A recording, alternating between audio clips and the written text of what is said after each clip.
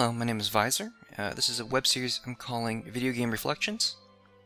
Basically, I will be talking about video games, because I enjoy video games. I mean, obviously playing them is going to be fun, but I especially enjoy thinking about them, certain mechanics, things like that.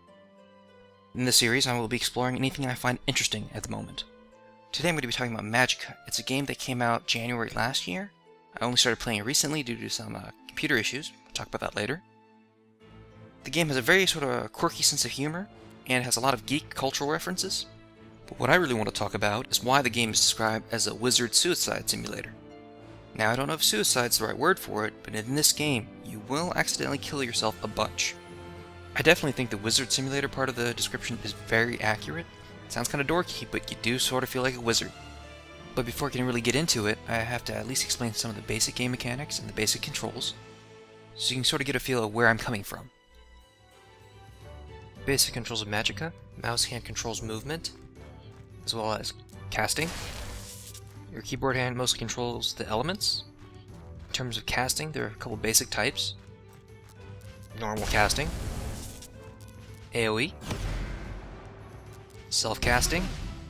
I actually hurt myself doing that because, well, the game won't let you do it. As well as enchanting your weapons. Since you have a weapon, you can also attack with that, and you can also use your staff. Staff and sword can change depending on which robe you start with, or you can pick up other swords and staffs throughout the game. So your tactics can change depending on the equipment you have. Now, there are 8 basic elements in Magicka: water, life, shield, cold, lightning, arcane, rock, and fire. Now, I did say cold because ice is also in the game, but it's a hidden element. Steam is also a hidden element. Ice is made from water and cold. Steam is made from water and fire. Now, all the elements have sort of their own unique attributes. For example, water. It'll push things back and make things wet. And rocks are rocks. This is rocks with an element of shield. Arcane is an explosive element. You can use it to make mines. You kill something with it, they tend to blow up. Lightning is lightning, sort of chains around.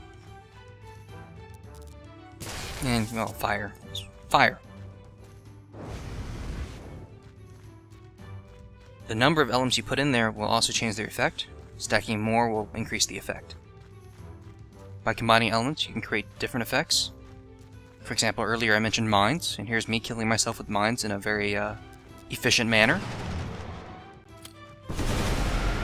Personally, I find mines to be one of the most fun effects in the game.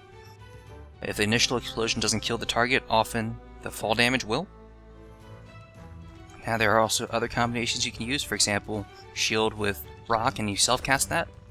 Makes a suit of rock armor.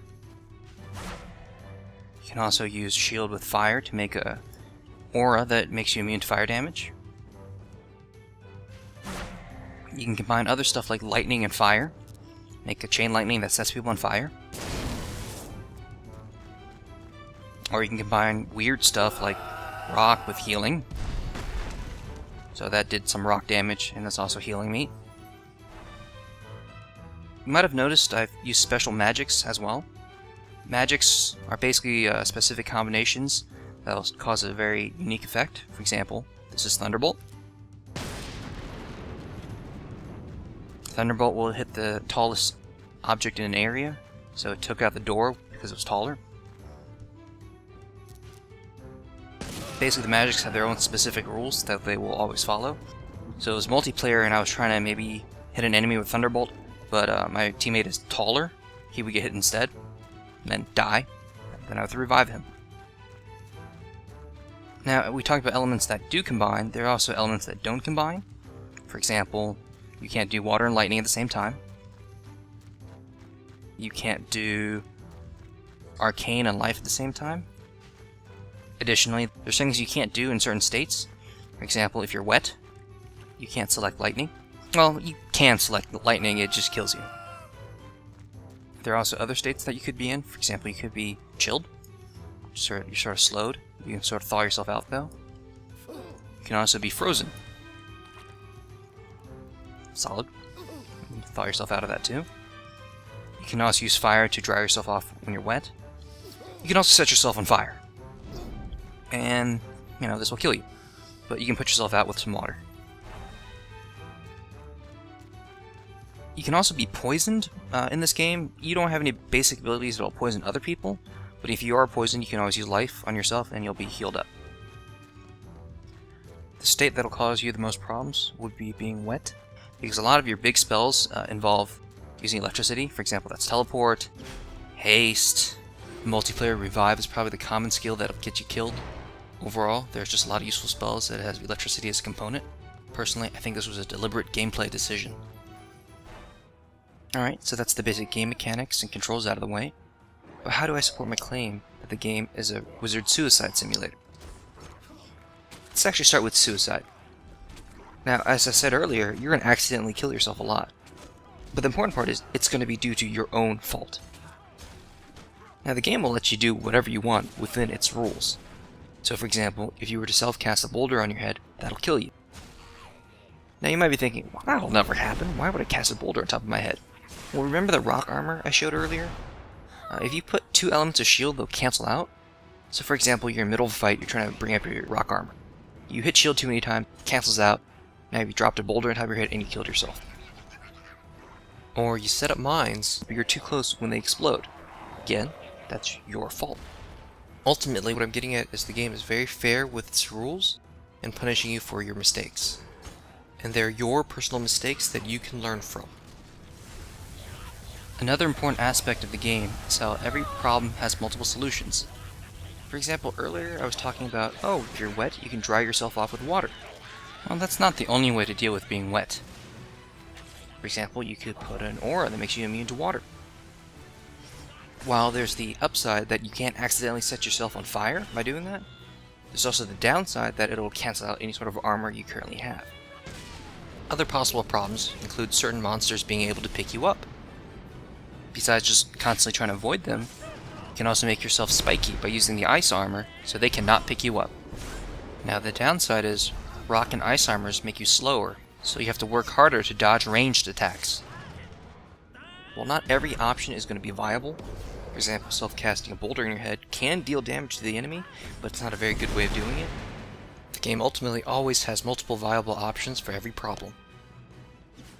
In many ways, you sort of develop your own playstyle, your own unique set of tools for solving problems. You probably won't play the same way as your friend. You might not even solve the problem the same way as you did a week ago. And because of that, the wizard on the screen is very personal to you. His actions represent your unique playstyle. My final bit is the fact that Magicka is an action-adventure game and not an RPG. Sure, you'll get different equipment as the game goes on, new magics, but the vast majority of your casting options are available to you at the beginning of the game. A lot of the growth in the game is not because you got new stuff, or your stats improved. A lot of your improvement in the game is because you as the player get better at casting. For example, when I first started playing the game, I was very single element. My casting was very simple, get a lot of fire, set all your enemies ablaze. Oh, there's a large crowd, let me get a bunch of lightning, I'll chain lightning all of them. Oh, something's really far away, I'll get a bunch of rock, charge that up, and hit them with that. And the second time I played the game, I made a lot of changes. I got better at using the magics that you pick up along the way. I would do things like using mines, or setting up a wall of electrified steam, or enchant my sword, shoot at a row of rocks that sets everything nearby on fire. So as weird as it sounds, because of your personal mistakes, personal choices, and your personal growth, Magicka is very much a wizard simulator. The suicide part is just a side effect of the game being very fair when it comes to punishing you for mistakes and rewarding you for personal skill. So if what I've said so far sounds interesting to you, you can go pick up Magicka on Steam for about $10. There are also some DLC out for the game. They're all around $5 or less. You do have to be worried about one thing though. The reason I personally couldn't play the game for so long was because my old laptop, while it was pretty good, could run TF2, Counter-Strike, Saints Row, stuff like that. It was an integrated Intel chip. Magicka is by an indie developer, and they just don't have the resources to support the Intel graphics chips as well. So don't try the game if your laptop has an Intel integrated chip, regardless of how powerful your Intel graphics chip is. Anyway, thank you for listening to my ramblings about Magicka. If you have any feedback, I would really like to hear it.